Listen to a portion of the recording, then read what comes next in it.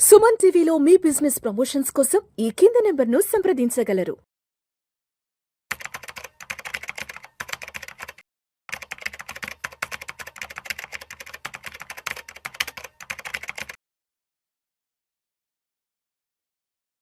నమస్తే, welcome to Suman TV. నేను విష్ణు. ప్రస్తుతం నాతో పాటు certified financial planner and certified wealth manager Madhavi Reddy గారు ఉన్నారు. వారితో మాట్లాడదాం.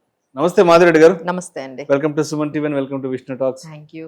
సో మాధవిరెడ్డి గారు, గత 40 రోజులుగా సుదీర్ఘంగా సాగిన అమెరికా ఇరాన్ యుద్ధానికి అయితే మాత్రం ఒక 2 వారాల పాటు బ్రేక్ తీసుకుంటున్నామంటూ కూడా అనౌన్స్ చేయడం జరిగింది ట్రంప్ వైపు నుంచి. సో ఏంటి ఇప్పుడు అంటే ఈ అనౌన్స్మెంట్ వెనక అంటే ఇప్పుడు ట్రంప్ తగ్గాడంటారా, లేదంటే ఇరాన్ గెలిచింది అనుకోవచ్చా? అండ్ అదేవిధంగా ఎప్పుడైతే వార్కి సంబంధించి బ్రేక్ తీసుకుంటున్నామో అనౌన్స్ చేశారో అప్పుడు ఇండియన్ మార్కెట్స్ లో కూడా విపరీతమైన ర్యాలీ వచ్చింది. సెన్సెక్స్ ఒకే రోజు ఆల్మోస్ట్ 2000కు పైగా పాయింట్లు కూడా రాణించడం జరిగింది. ఎస్, అదేవిధంగా ఇవాళ కూడా అదే ర్యాలీ ఉంటుందని ప్రతి ఒక్కరు అనుకున్నారు. బట్ ఇవాళ అందరి అంచనాలను తారుమారు చేస్తూ ఇవాళ అయితే మాత్రం మార్కెట్లు చాలా నెగటివ్లో ట్రేడ్ అవుతున్నాయి. ఏంటి అసలు కారణాలు? ఇవాళ ప్రత్యేకించి అంటే ఒక మంచి పాజిటివ్ న్యూస్ మార్కెట్లోకి వచ్చినా కూడా ఇవాళ మళ్ళీ మార్కెట్లు నెగటివ్లో ట్రేడ్ అవుతున్నాయి. కారణం ఏంటి? సో ఫస్ట్ మనం అర్థం చేసుకోవాల్సింది, ఈ సీజ్ ఫైర్ అనేది ఎవరు ఇనిషియేట్ చేసుకున్నారు, అసలు ఎవరు తగ్గారు అంటే ఫస్ట్ మనము ఎక్కువగా చెప్పుకోవాల్సింది యుఎస్ ఈ పర్టికులర్ వార్ లో బాగా నష్టపోతోంది అని చెప్పొచ్చండి. అంటే ఇప్పటి వరకు పెట్రోల్ డాలర్ అనే ఏదైతే కాంబినేషన్ ఉందో అది ఇప్పుడంతా కూడా బాండ్ ఎనర్జీ మార్కెట్ అనే కాంబినేషన్ లోకి వచ్చేసింది. అంటే ఇదంతా కూడా ఆయన ఇంత ఎక్స్పెక్ట్ చేసి ఉండరు, ఇంత రిపిల్ ఎఫెక్ట్ వస్తుంది అని. ఓన్లీ ఇరాన్ తో యుద్ధం వరకు ఆయన ఎక్స్పెక్ట్ చేశారు. బట్ దానివల్ల ఏమైందంటే ఎప్పుడైతే ఈ స్ట్రేట్ ఆఫ్ హార్మోజ్ అంటే ఇప్పుడు మొత్తం ఈ యుద్ధం అంతా కూడా అక్కడే కేంద్రీకృతం అయింది. అంతా కూడా స్ట్రేట్ ఆఫ్ హార్మోజ్. ఈ స్ట్రేట్ ఆఫ్ హార్మోజ్ ఓపెన్ చెయ్యాలి, అంతా కూడా మళ్ళీ సవ్యంగా ఈ సప్లై చైన్ అనేది స్టార్ట్ అవ్వాలి. అంత ముందు అంతా ఆయన ఏమనుకునే వాళ్ళు అంటే ఈ స్ట్రేట్ ఆఫ్ హార్మోన్స్ తో నాకు సంబంధం లేదు, ఎవరికి అవసరమైతే వాళ్ళు వెళ్ళి వాళ్ళతో మాట్లాడుకొని మీరు ఓపెన్ చేయించుకోండి, మా దగ్గర కావాల్సిన పెట్రోల్ గానీ గ్యాస్ నిల్వలు మా దగ్గర పూర్తిగా ఉన్నాయి, మాకు అసలు స్టేట్ ఆఫ్ హార్మోన్స్ తో సంబంధం లేదు అనే చెప్పే యుఎస్ లో ఉండే ట్రంప్ ఇప్పుడు ఏం చేస్తున్నారు అంటే స్ట్రేట్ ఆఫ్ హార్మోన్స్ ఎలా అయినా ఓపెన్ చెయ్యాలి అనేది ఫస్ట్ కండిషన్ తోని ఈ సీజ్ ఫైర్ అనేది స్టార్ట్ అయింది. అంటే ఇప్పుడు మొత్తం జియో పాలిటిక్స్ అంతా కూడా ఈ స్ట్రేట్ ఆఫ్ హార్మోజ్ చుట్టూనే తిరుగుతున్నాయి. దానికి కారణం ఏంటంటే ఎప్పుడైతే ఈ ఎనర్జీ సప్లైస్ అన్ని డిస్టర్బ్ అవుతున్నాయో ఇమీడియట్ గా క్రూడ్ ఆయిల్ బాగా పెరుగుతుంది. ఎప్పుడైతే క్రూడ్ ఆయిల్ పెరిగిందో ఇమీడియట్ గా ఇన్ఫ్లేషన్ పెరుగుతుంది. ఇన్ఫ్లేషన్ పెరిగింది అంటే యుఎస్ లో బాండ్ ఈల్డ్స్ పెరుగుతాయి. ఇప్పటికే 4.5, 4.3% ఉన్నవి. దానివల్ల మనకి యుఎస్ లో ఉండే ఈ డెట్ ఏదైతే ఉందో వాళ్ళకి ఆల్మోస్ట్ $39 ట్రిలియన్ వాళ్ళకి డెట్ ఉందంటే అంటే యుఎస్ జీడిపి కన్నా వాళ్ళ డెట్టే చాలా ఎక్కువగా ఉంది. దాని మీద వాళ్ళు పే చేసే ఇంట్రెస్ట్ భారం అనేది 1.5 ట్రిలియన్ వరకు ఉంది. ఎప్పుడైతే ఈ ఇన్ఫ్లేషన్ పెరుగుతుందో ఇంట్రెస్ట్ రేట్స్ తగ్గవు. ఇంట్రెస్ట్ రేట్స్ పెరుగుతూ ఉన్నట్లయితే, బాండ్ ఈల్డ్స్ పెరుగుతూ ఉన్నట్లయితే అది 5%కి వెళ్ళిందంటే మొత్తం ఎకానమీయే మొత్తం బ్రేక్ అయ్యే సిచ్యువేషన్ లోకి ఉంది. అలానే మిగతా కంట్రీస్ అన్ని కూడా యుఎస్ నుంచి దూరం వెళ్ళిపోతూ ఉన్నాయి. వాళ్ళకి అసలు ఎటువంటి సపోర్ట్ ఇవ్వడం లేదు. అలానే జపాన్ కానీ లేకపోతే యూకే కానీ మిగతా మిడిల్ ఈస్ట్ కంట్రీస్ అన్ని కూడా లైక్ ఖతార్ కానీ దుబాయ్ ఇవన్నీ కూడా యుఎస్ లో ఏవైతే ఇన్వెస్ట్మెంట్స్ ఉన్నాయో అవన్నీ తీసేసుకోవడానికి కూడా రెడీ అయిపోతూ ఉన్నాయి. సో యుఎస్ అంతా కూడా ఐసోలేట్ అయిపోయినట్టుగా మనకు కనిపిస్తుంది. ఒకవైపు ట్రంప్ మీద చాలా ప్రెషర్ అక్కడ పార్లమెంట్ లో అంటే అక్కడ కాంగ్రెస్ లో కూడా ఈయన తీసేద్దామా అన్నంతగా ఈ ఇరాన్ వార్ వల్ల వచ్చే ఆ డిస్ట్రప్షన్స్ అయితే మాత్రం చాలా ఎక్కువగా కనిపిస్తున్నాయి. సో ట్రంప్ అయితే ఎట్లా ఎగ్జిట్ అవ్వాలో ఆయనకు అర్థం కావట్లేదు. ఎంట్రీ అయితే తీసుకున్నారు కానీ ఇప్పుడు ఇక్కడ నుంచి ఎగ్జిట్ అవ్వడం ఆయనకి తెలియట్లేదు. సో ఈ ఎగ్జిట్ గురించి ప్రతి ఒక్క రోజుకి సీజ్ ఫైర్ అంటున్నారు. మళ్ళీ ఇమీడియట్ గా ఇరాన్ గానీ మళ్ళీ ఇజ్రాయెల్ మళ్ళీ 2 hours అండి సీజ్ ఫైర్ అన్నారు. ఒక 4-5 days సీజ్ ఫైర్ మాట్లాడుకుందాము, కూర్చొని మాట్లాడుకొని మళ్ళీ సీజ్ ఫైర్ ని 45 days ఎక్స్టెన్షన్ చేసుకుంటూ మనం కావాల్సిన అగ్రిమెంట్స్ అన్ని చేసుకుందామనే that is how US wants to exit. కానీ వాళ్ళకి ఎగ్జిట్ అవ్వడానికి ఛాన్స్ లేకుండా మళ్ళీ ఒక 2 hours లోనే అంటే ఈ రోజు మార్కెట్స్ ఇలా నెగిటివ్ గా అవడానికి కారణం ఏంటంటే మళ్ళీ ఇరాన్ అండ్ ఇజ్రాయెల్ మళ్ళీ ఒకరి మీద ఒకరు మిజైల్స్ దాడులు చేసుకుంటున్నారు. అంటే సీజ్ ఫైర్ కి ఎటువంటి దానికి వాల్యూ లేకుండా పోయిందండి. ఇజ్రాయెల్ ఇంకా లెబనాన్ మీద అటాక్స్ చేస్తూనే ఉంది, అంటే జస్ట్ 2 hours లోనే మళ్ళీ స్టార్ట్ అవును. చేసేసారు. సో దీని వల్ల మళ్ళీ మీకు క్రూడ్ ఆయిల్ ఎప్పుడైతే 90 సీజ్ ఫైర్ అనగానే $94 అయింది, ఇప్పుడు మళ్ళీ 98, 97. అంటే ఇంకా యుద్ధం అనేది ఇది కంటిన్యూ అవుతుంది. అది ఒకటైతే మార్కెట్ లో అందరూ అర్థం చేసుకోవాలి. యుద్ధానికి రిలీఫ్ అనేది ఒక్కసారి వస్తోంది, మళ్ళీ అది కంప్లీట్ గా మనకి యుద్ధం కంప్లీట్ గా అయిపోయింది, ఇక ఆగిపోతుంది అనడానికైతే ఇప్పుడైతే ఇంకా ఆ సిచ్యువేషన్స్ అయితే కనిపించడం లేదు. వాళ్ళైతే ఖచ్చితంగా 5 points అయితే ఇరాన్ వాళ్ళు పెట్టారు. మాకు స్ట్రేట్ ఆఫ్ హార్మోజ్ మీద మొత్తం కంప్లీట్ కంట్రోల్ కావాలి, దాని మీద మేము అంటే వెళ్తున్న ప్రతి షిప్ మీద కూడా మేము అంటే క్రిప్టో కరెన్సీలో పే చేయమంటున్నారు. యాన్ లో గానీ క్రిప్టో కరెన్సీతో మీరు ప్రతిసారి ప్రతి షిప్ కి కూడా మాకు ఫీజు పే చేయాలంటున్నారు. అలానే వాళ్ళవి ఏవైతే యురేనియం నిల్వలు ఉన్నాయో వాటి గురించి మీరు మాట్లాడకూడదు అంటున్నారు. వాళ్ళ మీద ఉన్న శాంక్షన్స్ అన్ని తీసేయాలంటున్నారు. ఇన్ని చెప్పినా we will work it out అంటున్నారు యుఎస్ వాళ్ళు. అసలు యుద్ధం ఎందుకు చేసినట్లు, అసలు ఇప్పుడు వర్క్ ఇట్ అవుట్ ఎందుకు అంటున్నారు, ఏమీ అర్థం కాని పరిస్థితుల్లో మొత్తం మిడిల్ ఈస్ట్ అంతా కూడా ఇంకా చాలా భయాందోళనలో అయితే మనకు కనిపిస్తూ ఉంది. కంప్లీట్ గా వార్ అయితే వెళ్ళడం లేదు, ఇట్ ఈస్ జస్ట్ రిలీఫ్ అనేది మనకు కనిపిస్తుంది. సరే, ఇప్పుడు 2 వారాల పాటు సీజ్ ఫైర్ అన్నారు కదా, ఎఫ్ఐఎస్ ఏంటి అసలు ఏమన్నా? లేదండి, ఎఫ్ఐఎస్ సెల్లింగ్ అయితే ఇంకా కంటిన్యూస్ గా అవుతూనే ఉంది. ఎందుకంటే వాళ్ళకి ఇంకా ఏంటంటే మనము కంప్లీట్ గా 85-80% క్రూడ్ ఆయిల్ మీద డిపెండ్ అయి ఉన్నాం. ఇండియా లాంటి ఇంపోర్ట్ ఎక్కువగా ఆయిల్ చేసుకుంటాం కాబట్టి. సో అందరూ ఏం చెప్తున్నారు, జీడిపి నిన్న కూడా మనకి ఆర్బీఐ మనకి రెపో రేట్ ని యథావిధిగా ఉంచింది. ఎందుకంటే ఇన్ఫ్లేషన్ అనేది తగ్గకపోవచ్చు, ఇన్ఫ్లేషన్ 4.4% వరకు ఉండొచ్చు. జీడిపి గ్రోత్ కూడా మనం ఆశించినట్టుగా 7.5, 7.6 కాకుండా బిలో 7% మనం ఏమైనా అచీవ్ చేసే అవకాశం కనిపిస్తుంది.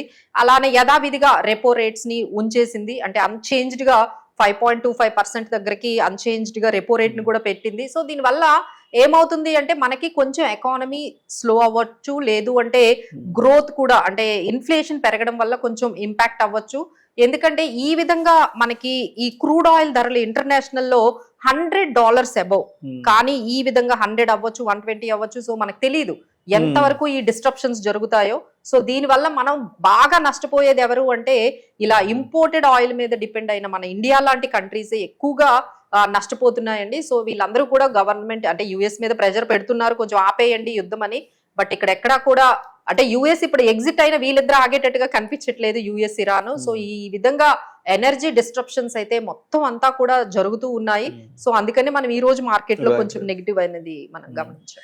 సో ఇప్పుడు మాధవిరెడ్డి గారు, గత 40 రోజుల నుంచి అయితే మాత్రం మార్కెట్లు ప్రతిరోజు 1000 పాయింట్లు పడ్డాయి, 1500 పాయింట్లు పడ్డాయి, 2000 పాయింట్ల వరకు పడ్డాయి.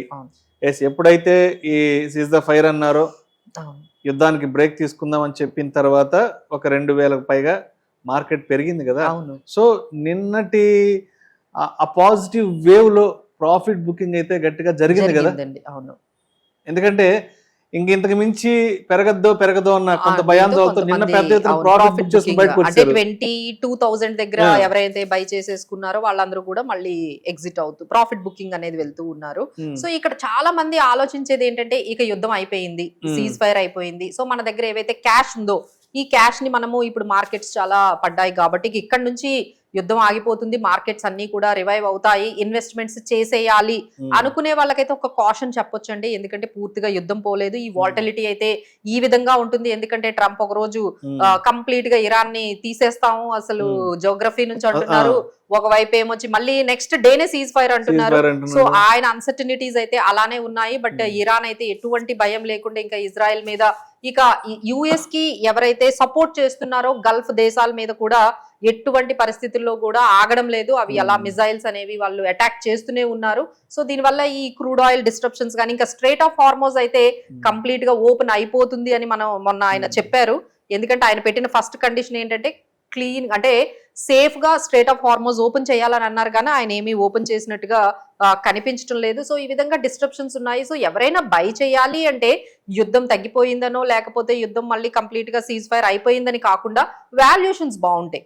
మీరు నిజంగా వాల్యుయేషన్స్ ఆ కంపెనీలో కానీ ఆ స్టాక్ లో కానీ ఆ సెక్టార్ లో కానీ మీకు నిజంగా అంత కాన్ఫిడెన్స్ ఉంటే మీరు యుద్ధాన్ని పక్కన పెట్టి ఈ టైంలో మంచిగా వాల్యుయేషన్స్ బాగున్నాయి అని చెప్పి మీరు ఇన్వెస్ట్ చేసుకోవాలి. కానీ లేకపోతే కంప్లీట్ గా యుద్ధం ఆగిపోయింది ఇక్కడ నుంచి మార్కెట్స్ మళ్ళీ ఆల్ టైమ్ హైకి వెళ్ళిపోతాయి అనే దాంతో మీరు సంబంధం లేకుండా వాల్యుయేషన్స్ బాగున్నాయి అంటే డెఫినెట్లీ మీరు లాంగ్ టర్మ్ వ్యూతో ఇన్వెస్ట్ చేసుకునే వాళ్ళైతే ఇక ఇక్కడ నుంచి ఇన్వెస్ట్మెంట్స్ చేసుకోవచ్చు.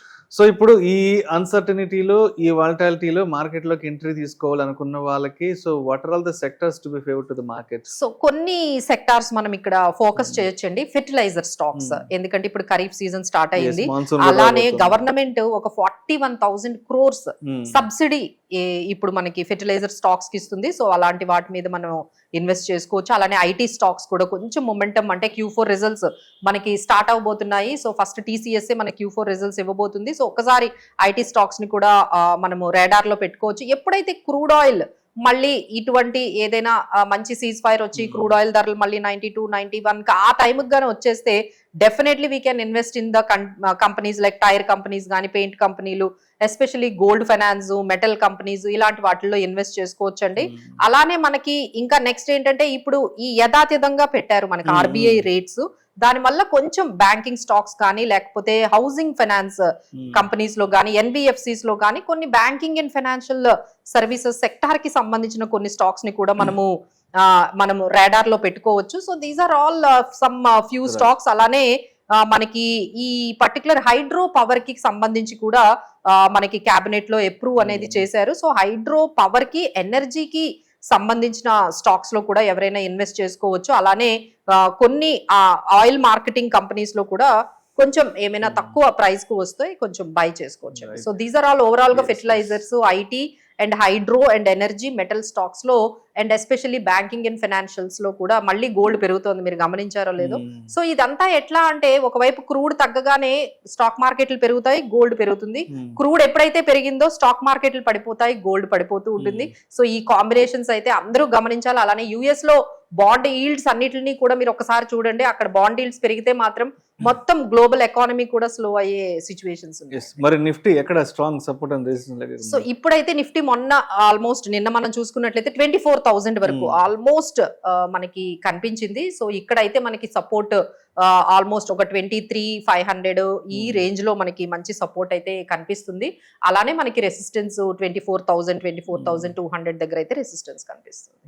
అండ్ అదేవిధంగా రెపో రేట్లకు సంబంధించి కూడా న్యూస్ ఏదో వచ్చింది కదా, దాని గురించి ఎక్స్ప్లెయిన్ చేయండి. సో రెపో రేట్ లో మనకి యథాతథంగా పెట్టారండి, అన్చేంజ్డ్ అనేది పెట్టారు స్టాన్స్ అనేది. అసలు ఎందుకు అంటే ఇన్ఫ్లేషన్ పెరుగుతుంది మన ఇండియాలో కూడా, ఇప్పుడు ఇన్ఫ్లేషన్ పెరిగే ఛాన్సెస్ ఉన్నాయి. ఎందుకంటే ఆయిల్, గ్యాస్ దానికి సంబంధించి, అంటే ఆయిల్, గ్యాస్ పెరిగితే మిగతా అన్ని ట్రాన్స్పోర్ట్ కాస్ట్లు, మిగతా అన్ని కాస్ట్లు కూడా పెరుగుతాయి. కాబట్టి ఇన్ఫ్లేషన్ పెరిగే అవకాశాలు ఎక్కువగా ఉన్నాయి. కాబట్టి సో ఇంట్రెస్ట్ రేట్స్ ని యథాతథంగా ఉంచారు. సో ఎవరైతే మనకి అంటే కొత్తగా హోమ్ లోన్స్ తీసుకున్నారో వాళ్ళకి ఆ అవకాశం లేకుండా పోయింది. ఇంకా తగ్గుతుంది అనుకున్నారు కానీ బట్ తగ్గే అవకాశం లేకుండా పోయింది. సో దీనివల్ల అంటే ఈ యుద్ధం కారణం వల్ల మనకి రెపో రేట్స్ ని తగ్గించకుండా యథాతథంగా ఉంచారు. సో గ్రోత్ వాళ్ళు చెప్పేది కూడా గ్రోత్ కూడా కొంచెం దీనివల్ల ఈ గల్ఫ్ యుద్ధం వల్ల, ఈ గల్ఫ్ వార్ వల్ల మనకి గ్రోత్ మీద కూడా కొంచెం ఇంపాక్ట్ పడే అవకాశాలు కనిపిస్తున్నాయి. ఎందుకంటే క్రూడ్ ఆయిల్ ధరలు పెరిగాయని. సో దిస్ ఈజ్ వాట్ వాళ్ళంతా కూడా చెప్పారు. ఇవన్నీ కూడా ఫ్యూచర్ లో కొంచెం స్టెబిలైజ్ అవుతాయి. బట్ ఇంటాక్ట్ ఈ పర్టికులర్ 2-3 క్వార్టర్స్ మాత్రం చాలా కొంచెం మనకి ఛాలెంజింగ్ గా ఉంటుంది ఇండియన్ ఎకానమీకి అని చెప్పారు. Thank you so much Madhavareddy గారు. Thank you. యుద్ధానికి బ్రేక్ చెప్పినా కూడా ఎందుకు మార్కెట్లలో ఇంకా నష్టాల్లోనే ట్రేడ్ అవుతున్నాయి అనే అంశం గురించి చాలా చక్కగా తెలియజేశారు. Thank you so much.